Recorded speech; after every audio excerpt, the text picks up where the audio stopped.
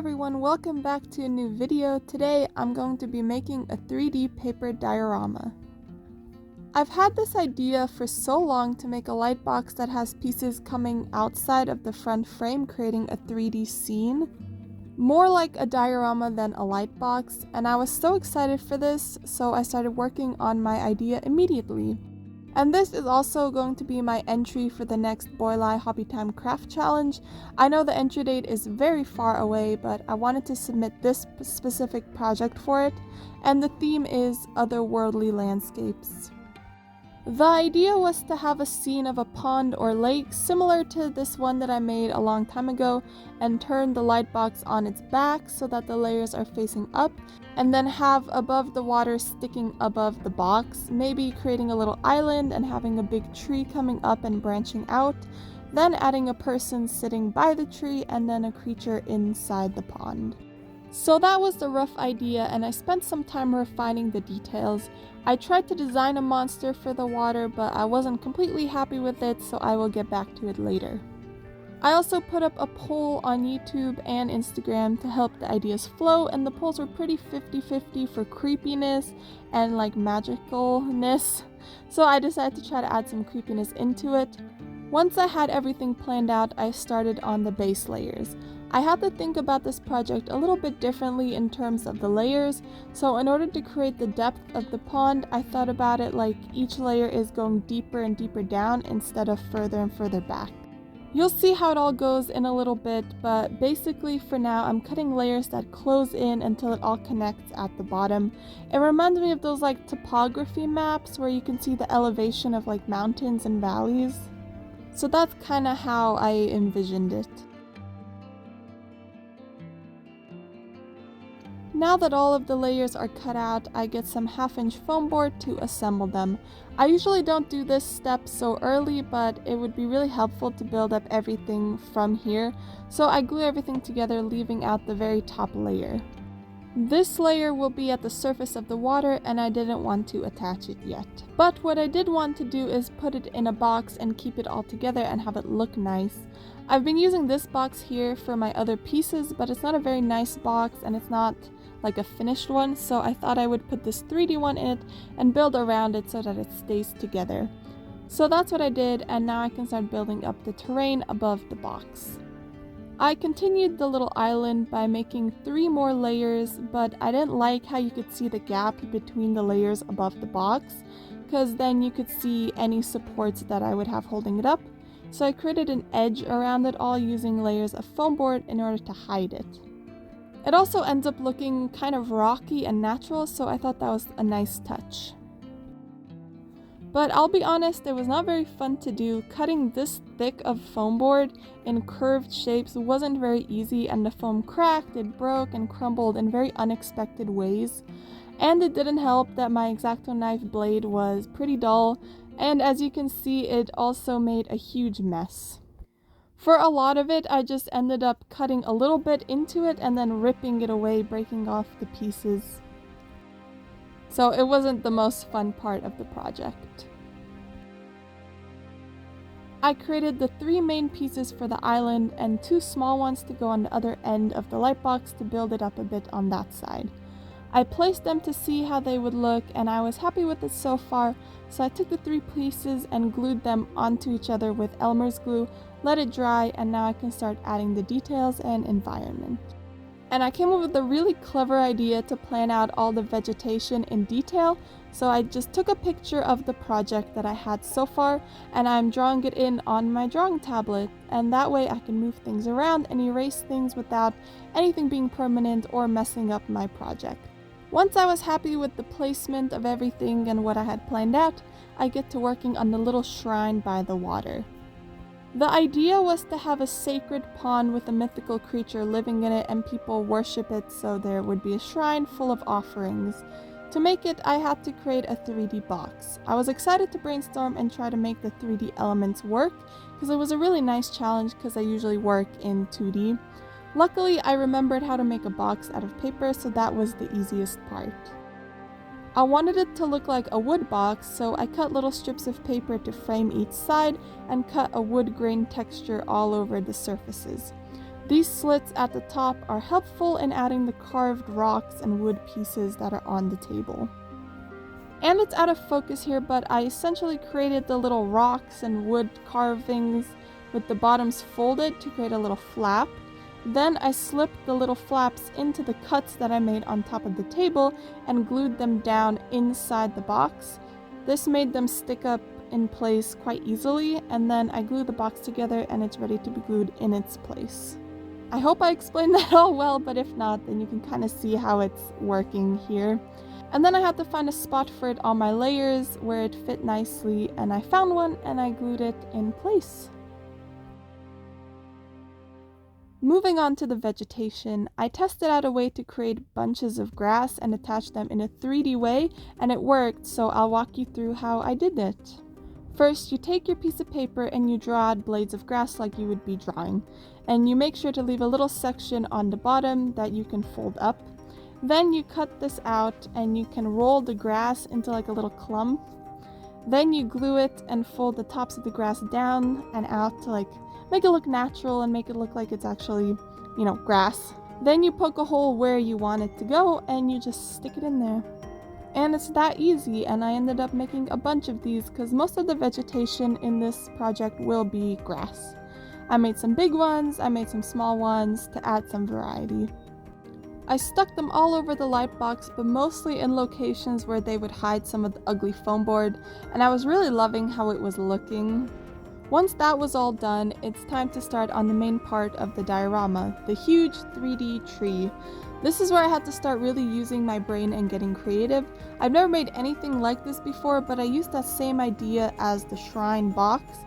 I started by planning out how the roots are going to go and where they're going to be and how they're going to look. Then I created them by making two sides of the roots, and then the top will be in another section. It's a little hard to explain, but hopefully you get the idea.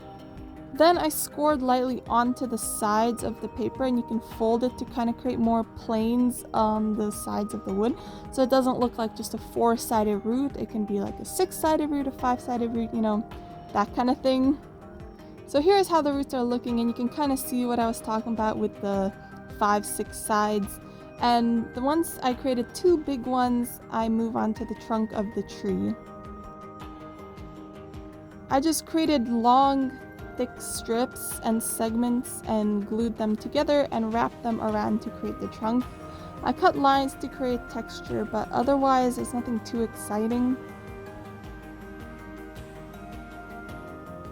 I attached the trunk to the ground with some little flaps and the roots to the tree and the ground as well, and the next step is creating branches. I did these exactly like the trunk and the roots by creating sections forming the shape of the branch. So I just spent the next few days making branches, big branches at first, gluing them onto the trunk, and then making smaller and smaller ones. I did my best to bulk up the crown of the tree. Leaves will also help fill this out, but the branches have to fill up quite a bit of the empty space in between. And it was really exciting to see this tree coming together.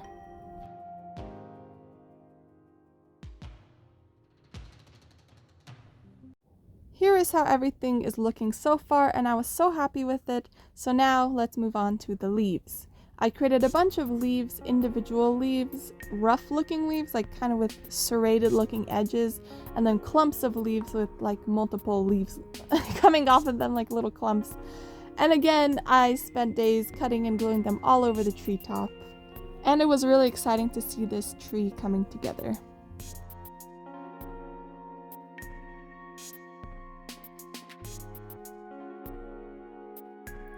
I'm done with the environment for now, and I can start designing the characters. I knew I wanted there to be a magical creature playing a harp, luring a monster from the water. And I enjoyed this part so much. This character turned out to be the best part of the project for me, and it was just so fun to create this 3D paper character. I also had to think outside the box, and it was a really fun challenge. I didn't quite know what this little character is, but I know that it wasn't going to be human. I wanted it to have horns and a mask. I loved making all the 3D parts like the mask. I loved creating the harp and the cape out of leaves and feathers and like all kinds of things. I thought that it could be a little spirit from the forest who has the powers to control beings through like the music it plays. It wanders around the forest and manipulates and controls animals at will. It's always looking for new instruments to make out of the materials that it finds around. And then it ends up stumbling upon this little shrine and it decides to summon the dragon that lurks in the depths. So it sets up its little harp by the tree and it starts playing an eerie melody. I finished creating the little spirit and I glued it in place in front of the tree. I can't express how much I love this little character and this whole project so far. Everything was turning out really perfectly.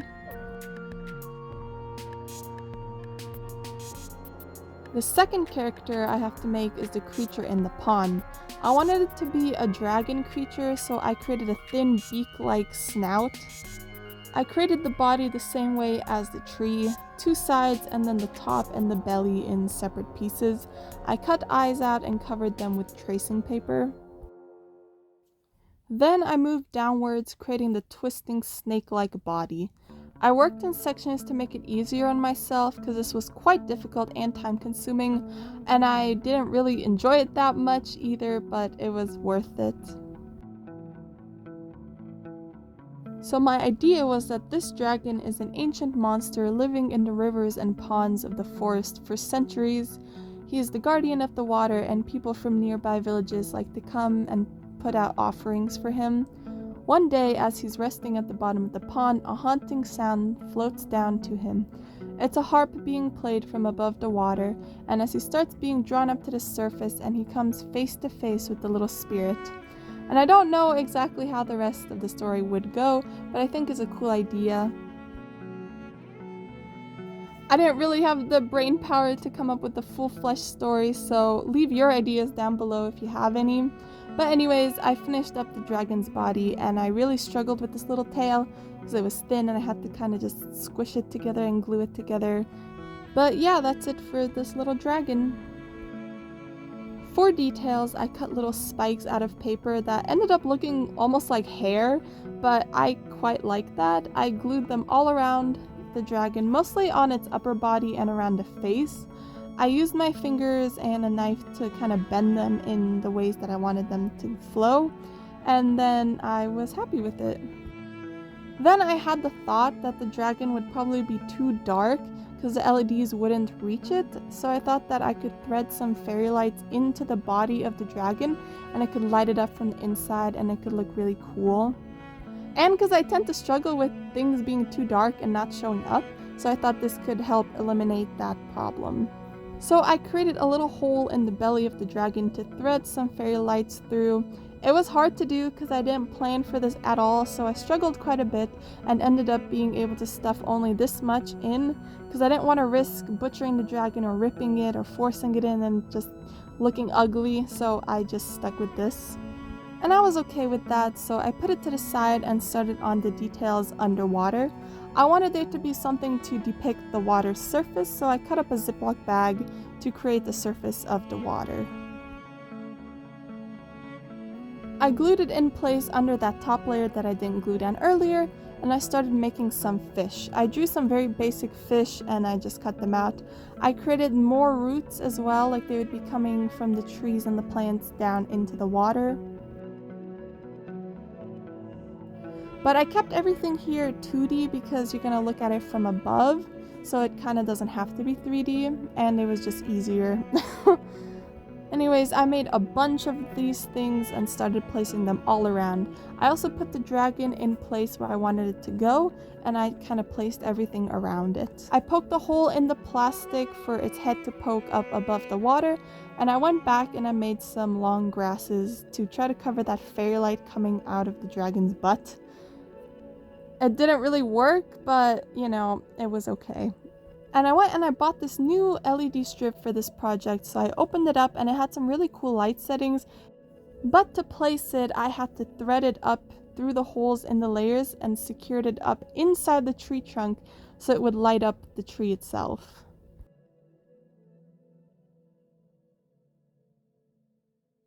And last minute, I decided that I didn't like this plastic water situation, so I ripped it out. And here is how it looked, and this is originally where I wanted to leave this project, but I honestly wasn't happy with it. I liked the tree and I liked the little spirit guy, but the pond just doesn't look like water at all. It just looks like a ditch. And it felt like under the water was really ugly. Somehow it looked too crowded but too sparse at the same time. And it just didn't work. And I felt like I could add more, so I brainstormed some ideas. I needed something that gave the illusion of water without using the plastic because that was kind of ugly. Then I remembered that in a lot of animes, they have a very simple way of showing water by creating ripples of white across the surface. And I thought it could work with my project because it would have something over the surface, but it would be like lots of holes and you could see down into the water still. And I just really thought it could work with my project, so I decided to give it a try. I got some thinner sketching paper and drew out the pattern. And I spent the night cutting it all out. It was a really fun and simple process, and by the time I glued it in its place, I really loved how it looked. And there were a few other things to fix. For example, the dragon. I didn't like how the fairy lights stuck out of its belly, and it just really didn't look good. So I took the time and cut open the belly and really forced the lights in there, and then patched the hole with more paper. And yeah, I tried to really make that a lot nicer, and it really worked, and I'm happy I did that as well.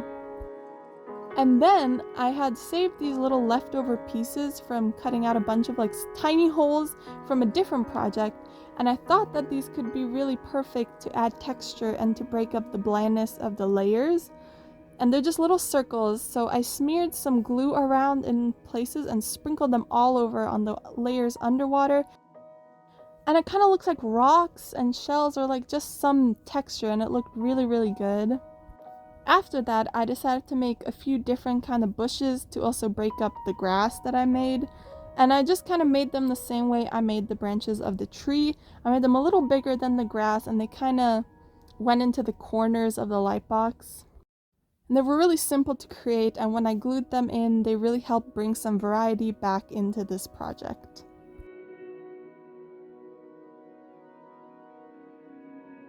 Then I decided to just add some more of those little circles. I added some onto the tree and the ground too, and I made a little path coming from the guide down to the side.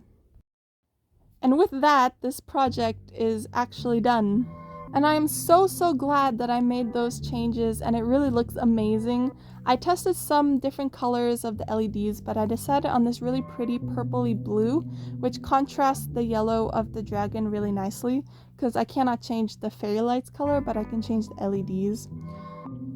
This was such a fun project to do, and it's a little bit different than my usual light boxes, so if you do want more projects like this, let me know because I love doing this. But anyways, if you really enjoyed, please subscribe and comment below. Thanks for watching, bye!